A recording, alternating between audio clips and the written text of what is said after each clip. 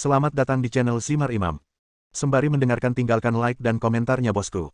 Jangan lupa pasang headset kalian. Siapkan kopi dan camilan. Lupakan pahitnya kehidupan. Mari kita dengarkan sambil rebahan. Penembak jitu terbaik. Bab 1177. Desert King Cobra jelas bukan satu-satunya markas suku mesin di bumi. Karena dia khawatir suku mekanik akan membalas, Lian tinggal di sini selama 3 hari. Hanya dalam 3 hari, dengan King Cobra sebagai pusatnya, perubahan besar terjadi dalam radius beberapa kilometer. Dengan dukungan pemerintah, Dragon Soul menggunakan 3 hari ini untuk membangun markas sementara di sini, mengerahkan sistem pertahanan senjata, dan berhasil membongkar sistem penghancuran diri King Cobra. Selanjutnya, penyebaran senjata akan lebih ditingkatkan, dan penelitian ilmiah dan teknologi tentang King Cobra dan keluarga mekaniknya akan terus diperdalam. Terima kasih. Bailan mendatangi Lian dan berkata, "Terima kasih untuk apa?" Lian memandang Bailan sambil tersenyum. Bailan sangat sibuk selama 3 hari ini sehingga dia bahkan tidak makan, apalagi bertemu dengan Lian. Dia tidak menyangka akan mengungkapkan rasa terima kasihnya ketika mereka bertemu, yang tidak bisa diterima oleh Lian. Bailan tidak punya penjelasan. Faktanya, Lian tahu apa yang ingin berterima kasih pada Bailan. Jika dia tidak mengikutinya dalam perjalanan ke gurun ini, dengan budidaya Bailan dan kekuatan kelompok naga, tidak akan ada cara untuk menjatuhkan Raja Kobra, apalagi sesuai sasaran seperti sekarang yang dilakukan penelitian. Bailan mengeluarkan botol kaca dan menyerahkannya kepada Lian dan berkata, "Ini adalah penawar yang dikembangkan berdasarkan informasi yang diambil dari King Cobra. Ini akan efektif ketika Anda kembali dan mencampurkannya dengan air untuk diminum oleh Raja Binatang Buas." Titik petik 2. Kenapa, kamu tidak begitu menyukaiku sampai-sampai kamu mencoba mengusirku? Lian bercanda. Aku memintamu untuk tinggal, apakah kamu bersedia untuk tinggal? Bailan bertanya.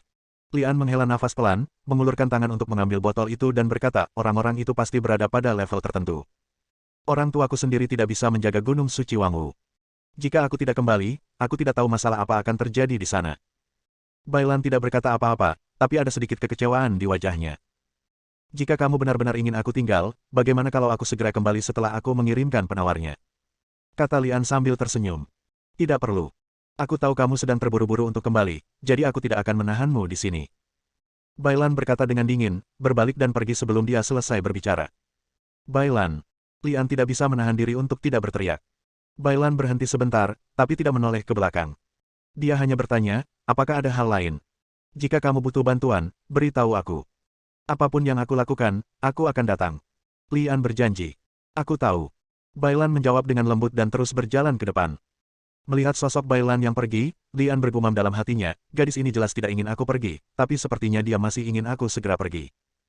Setelah jeda sebentar, dia melirik penawarnya di tangannya, menggelengkan kepalanya dan menghela nafas, lalu berbalik dan naik ke pesawat yang sudah disiapkan.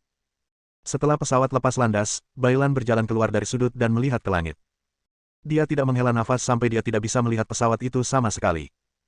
Bailan tidak dapat memungkiri bahwa dia memiliki perasaan terhadap Lian, yang sudah ada jauh sebelum Lian menjalin hubungan dengannya.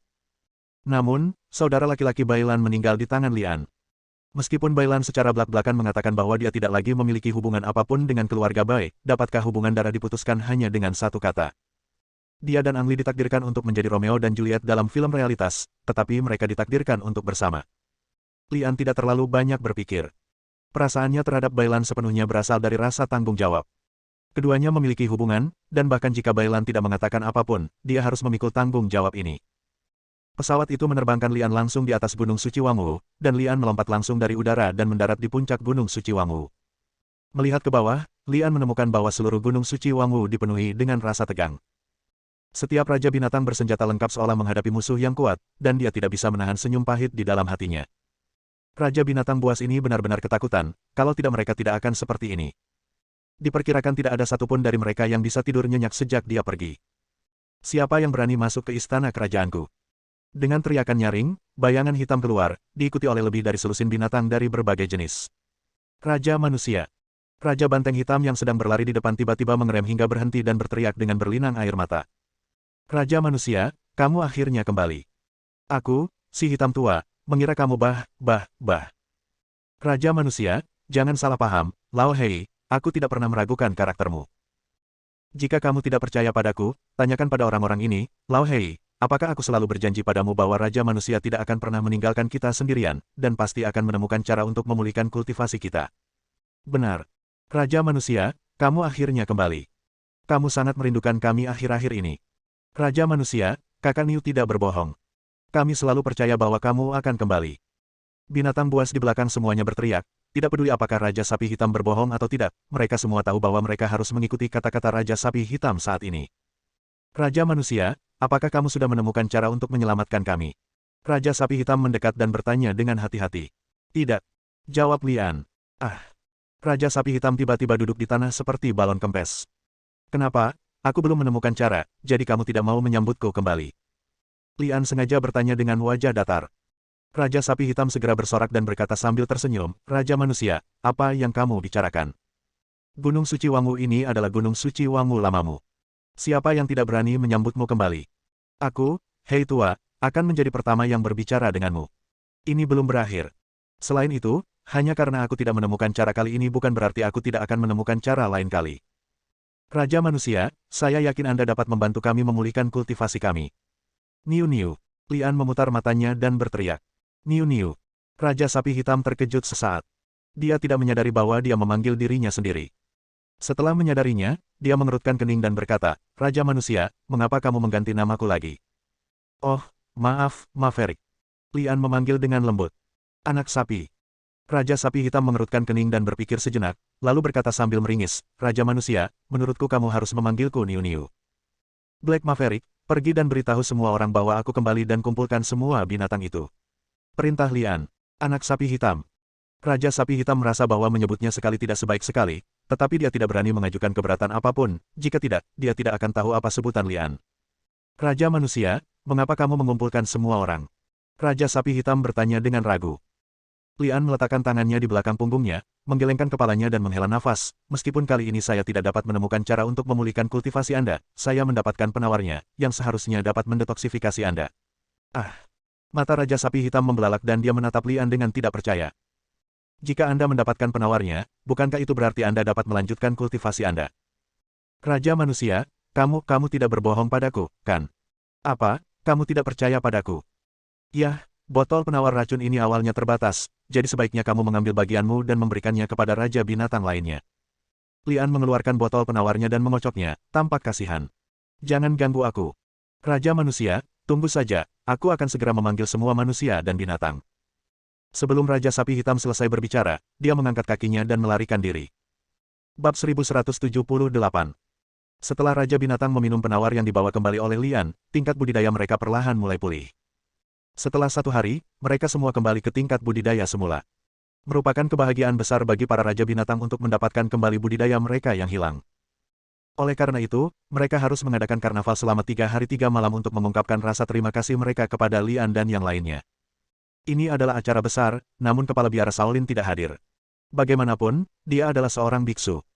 Setelah menyelesaikan krisis di Gunung Suci Wangu, Kepala Biara memimpin sekelompok biksu meninggalkan Gunung Suci Wangu dan kembali ke kuil Shaolin.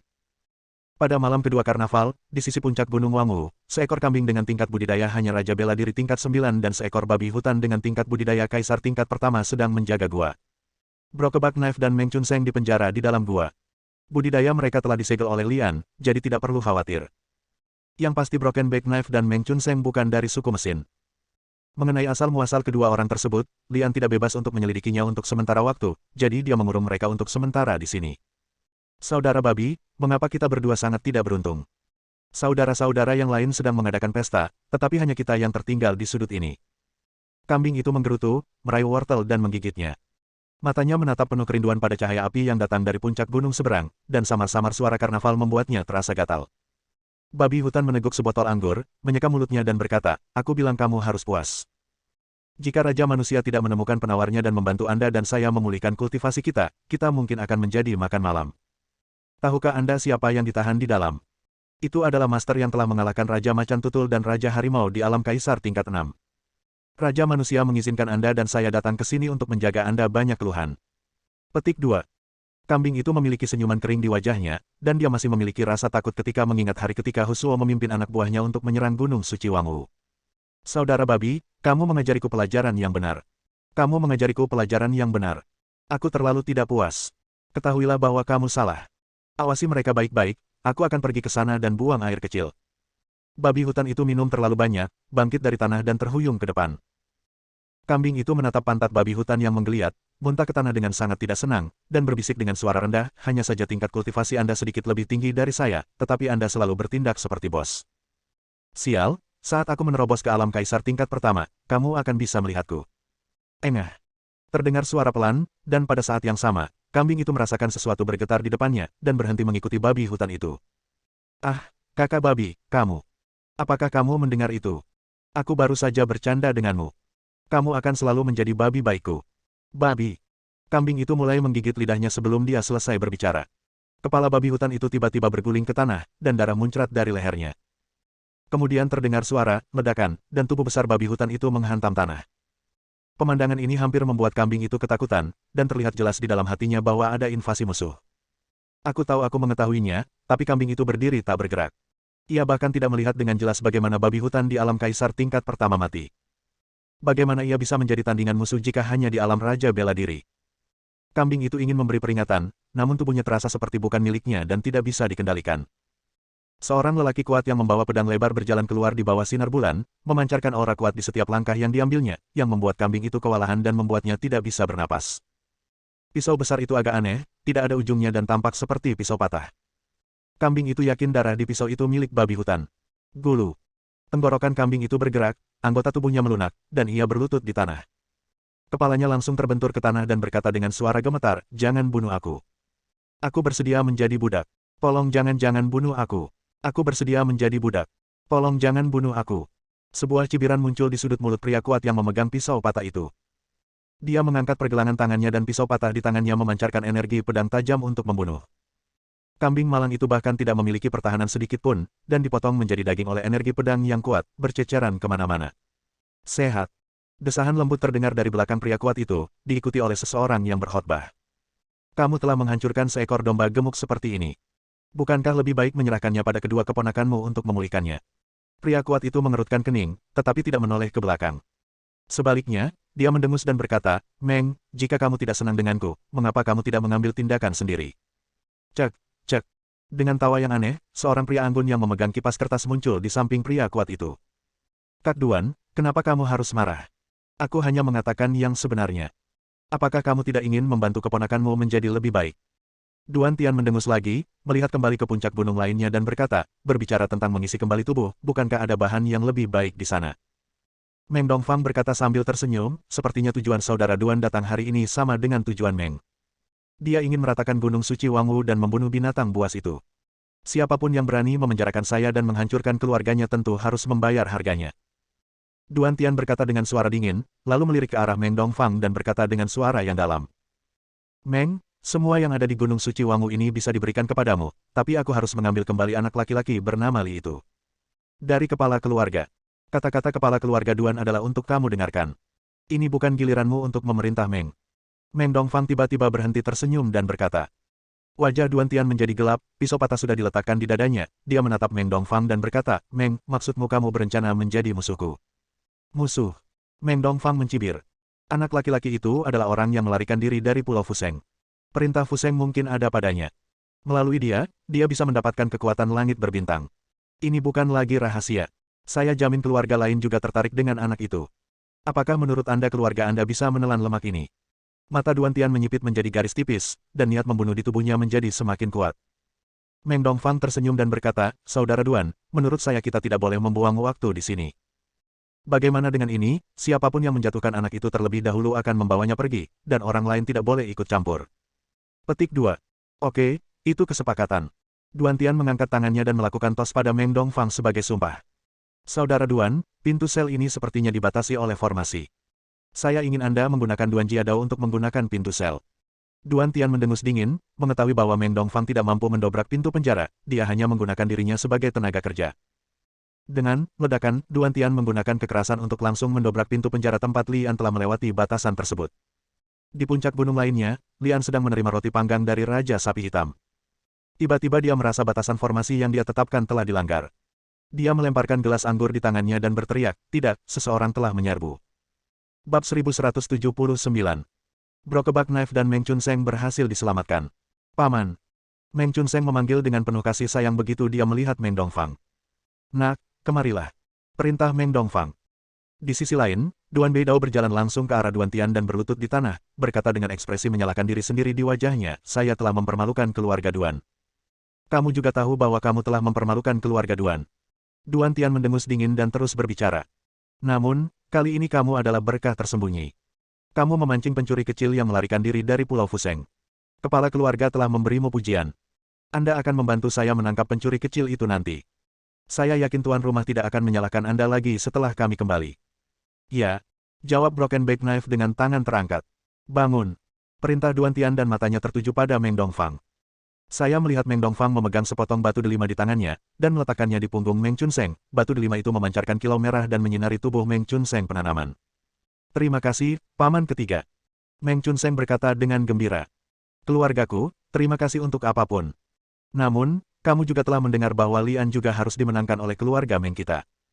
Kamu harus memberikan bantuan kepada Paman Ketigamu nanti. Meng Timur berkata sambil tersenyum. Keponakanku akan menuruti perintah pamanku. Meng Chunseng menjawab dengan cepat. Batuk. Duan Tian terbatuk ringan, dengan ekspresi ragu-ragu di wajahnya, tapi dia masih melangkah maju dan berkata, Saudara Dongfang, bisakah kamu juga melanggar batasan pada pedang belakang? Meng Dongfang tersenyum dan berkata, keponakan pembawa pedang dan Chunsengku adalah saudara yang membutuhkan. Apakah sulit untuk melanggar batasan pada tubuhnya? Kemarilah. Kembalikan pisaunya. Duan Tian berbalik dan berseru. Broken Back Knife buru-buru berjalan mendekat dan berdiri di depan Meng Dongfang. Meng Chunseng menggunakan metode yang sama untuk menghilangkan batasan pada pedang punggung patah, lalu melihat keluar dan berkata dengan gembira, sepertinya pemilik yang sah telah tiba. Siapa yang berani menerobos Gunung Suci Raja? Lian tergantung di udara dan berteriak dengan dingin, tetapi wajahnya sangat berat, karena dia menyadari bahwa pedang punggung patah dan Meng Chunseng telah memulihkan kultivasi mereka. Mampu mendobrak batasan formasi dalam waktu sesingkat itu dan memulihkan budidaya terlarang kedua orang tersebut jelas merupakan sebuah master. Selain itu, meskipun tingkat kultivasi Duan Tian dan Meng Dongfang hanya berada di alam kaisar tingkat ke-7, Lian memperhatikan bahwa tingkat kultivasi mereka sebenarnya lebih tinggi. Karena dia ada di sini, ayo keluar dan temui dia, kata Duan Tian sambil memegang pisau patah di tangannya, dan berjalan keluar dengan penuh semangat. Setelah melihat ini, Brokebak Sword tidak memerlukan instruksi apapun dan hanya mengikutinya. Chunseng, ayo keluar juga. Perintah Meng Dongfang. Ya, Paman Ketiga. Meng Chunseng menjawab dengan lembut dan mengikutinya keluar. Ketika Lian melihat pisau patah di tangan Duan Tian dan kipas di tangan Meng Dongfang, dia sudah menduga bahwa keduanya memiliki hubungan dekat dengan Broken Back Knife dan Meng Chunseng. Siapa aku? Ternyata aku menangkap yang lebih muda dan menarik yang lebih tua. Nah, ini menyelamatkanku dari banyak masalah. Aku akan menangkap kalian semua hari ini. Kata Lian sambil mendarat di tanah. Pedang punggung patah berteriak dengan marah, anak laki-laki yang sombong, dia sebenarnya ingin menjatuhkan sekte pedang patahku, Duan Tian. Jika bukan karena perintah tuannya untuk hidup, aku akan memotongmu menjadi dua dengan satu pisau hari ini. Gerbang pedang rusak. Lian menjadi tegang dan menuliskan namanya, bertanya-tanya mengapa dia belum pernah mendengar sekte seperti itu sebelumnya.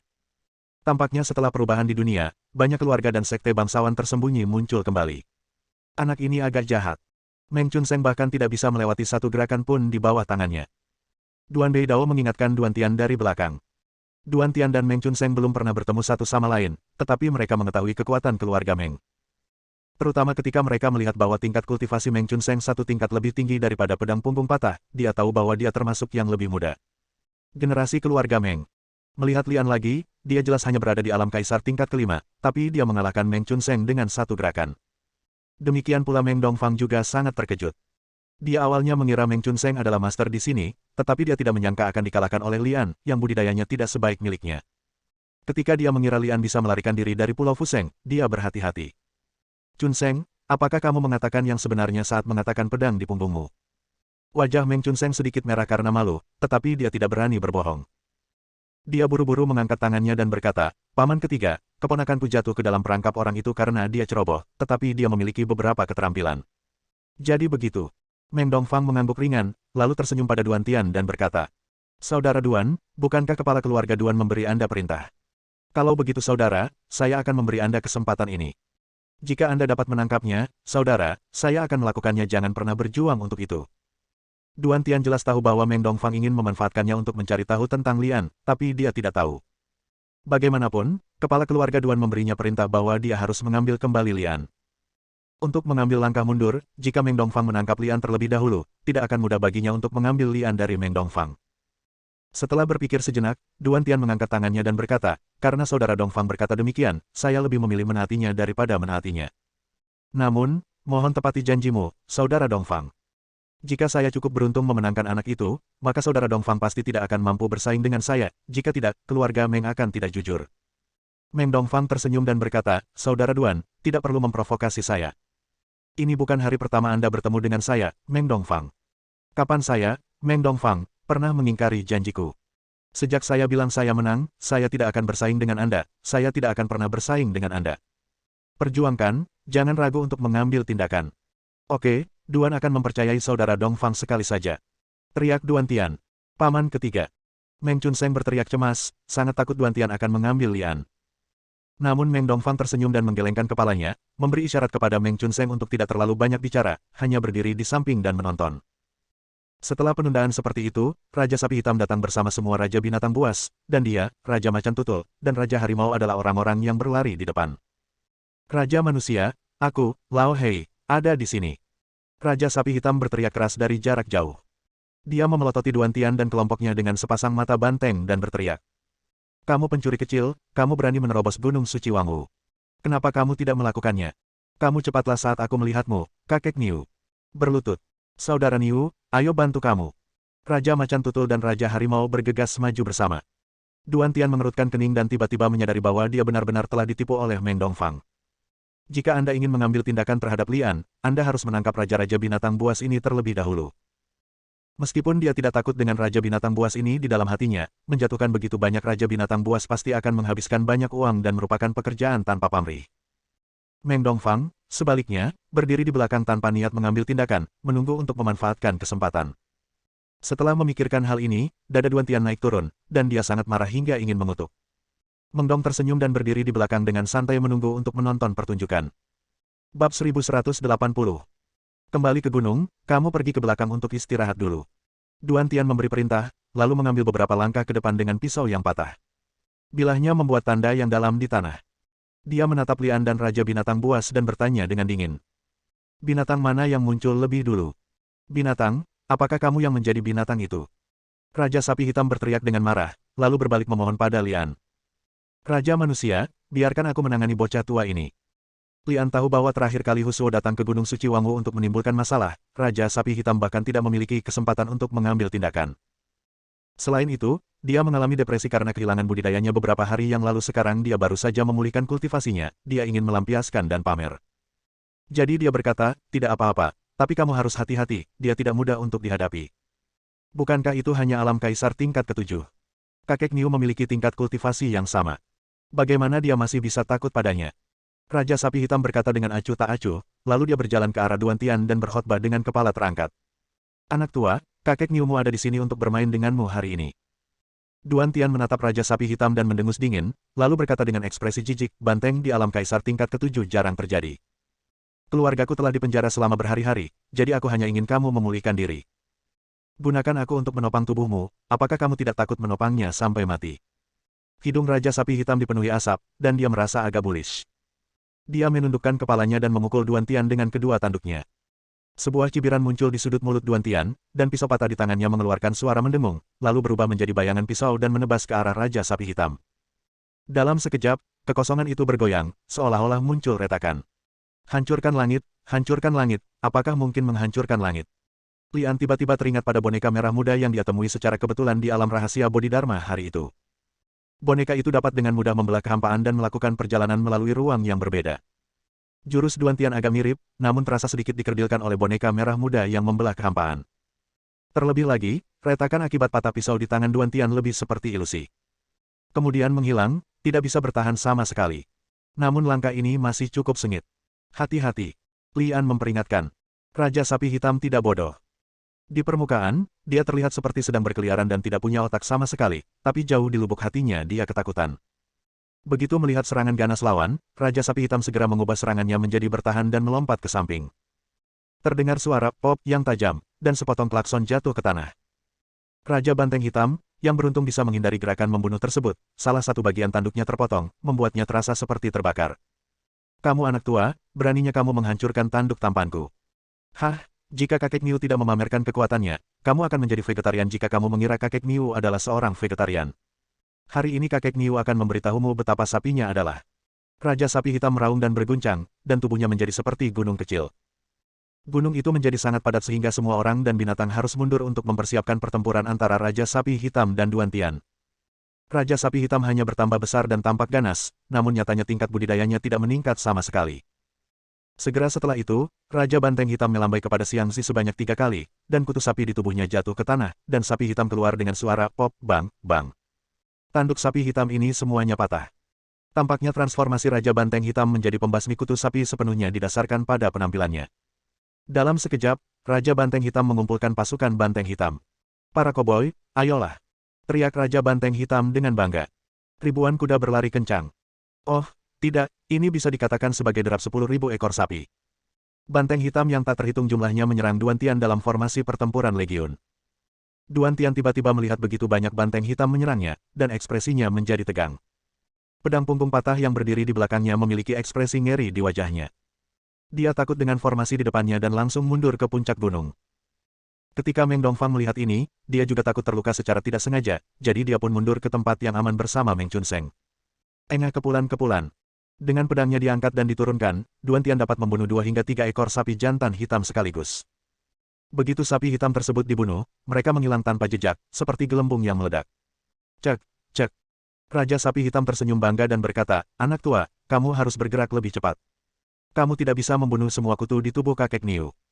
Bukan apa-apa bagi Duan Tian untuk membunuh banteng hitam yang melewatinya, tetapi ekspresinya menjadi semakin tegang, dan dia tiba-tiba menemukan bahwa pertempuran dengan Raja Banteng Hitam telah berubah menjadi perang gesekan. Setelah membunuh begitu lama, Legiun Banteng Hitam tidak berkurang sama sekali, tetapi jumlahnya menjadi semakin banyak. Jika ini terus berlanjut, Duan Tian yakin dia akan kelelahan sampai mati. Ini tidak bisa dilanjutkan. Duan Tian menghentakkan kakinya dengan kuat, dan dia melompat ke udara seperti meriam, melewati kepala Raja Sapi Hitam. Kemudian dia memegang gagang pisau dengan kedua tangannya dan mengangkatnya ke atas kepalanya, sambil berteriak, Duan Tian. Terdengar suara, dengungan. Pisau patah di tangan Duan Tian tiba-tiba memaksa energi pedangnya keluar, membentuk pedang yang berayun dan menebas ke arah kepala Raja Sapi Hitam. Meng Dongfang, yang berdiri jauh, memiliki senyuman di wajahnya dan berkata, jika kamu bisa memaksa malaikat untuk menggunakan gerakan menghancurkan langit, sapi bodoh itu cukup mampu. Mata pedang punggung patah selebar bola lampu, seolah-olah dia tidak percaya bahwa Duan Tian akan menggunakan langit patah pada seekor sapi, dan pada saat yang sama dia memiliki ekspresi harapan, ingin memahami inti dari gerakan ini. Lian juga terlihat tegang. Kekuatan jurus Duan Tian benar-benar terlalu besar. Jika jurus yang memotong tanduk Raja Sapi Hitam hanya membuat celah di kehampaan, maka jurus ini sepertinya benar-benar membelah. Terpisah dari langit. Ada momentum yang merusak. Jika langkah ini dilakukan dengan paksa, maka Raja Sapi Hitam mungkin tidak akan mampu melakukannya. Raja Sapi Hitam juga tidak bodoh. Dia menyemprotkan kabut hitam dari hidungnya dan menyembunyikan dirinya di dalamnya. Sutra. Pisau di tangan Duan Tian langsung tenggelam ke dalam kabut, lalu dia mendengar suara, dang, dan suara dentang logam. Segera setelah itu, dampak udara yang dahsyat seperti badai yang terbentuk di tempat dan bertiup kemana-mana. Engah kepulan-kepulan. Sapi hitam yang berubah dari kutu sapi di tanah pecah ketika terkena angin. Ia tidak mampu menahan dampak kekuatan besar ini dan menghilang dalam sekejap mata. Raja binatang yang berdiri di belakang Lian senang karena mereka telah mundur cukup jauh, jika tidak mereka akan terluka. Paman ketiga, gerakan ini sangat kuat. Meng Chunseng sedikit terobsesi dengan itu. Meng Dongfang mendengus dan berkata, keluarga Duan dapat bersaing dengan keluarga Meng kita. Apakah menurut Anda reputasi mereka sia-sia? Izinkan saya memberitahu Anda, keluarga Duan memiliki latar belakang yang mendalam. Jika Anda bertemu dengan anggota keluarga Duan di masa depan, lebih baik berhati-hati. Keponakanku mengerti. Meng Chunseng menjawab dengan tergesa-gesa. Duan Tian jatuh ke tanah dari udara, dadanya naik dan turun sedikit. Sepertinya langkah ini menghabiskan banyak uang untuknya. Setelah membunuh semua kutu sapi dengan satu gerakan, Duan Tian tidak merasakan kegembiraan apapun. Sebaliknya, dia menatap kabut hitam di seberangnya dengan ekspresi berat. Bersambung.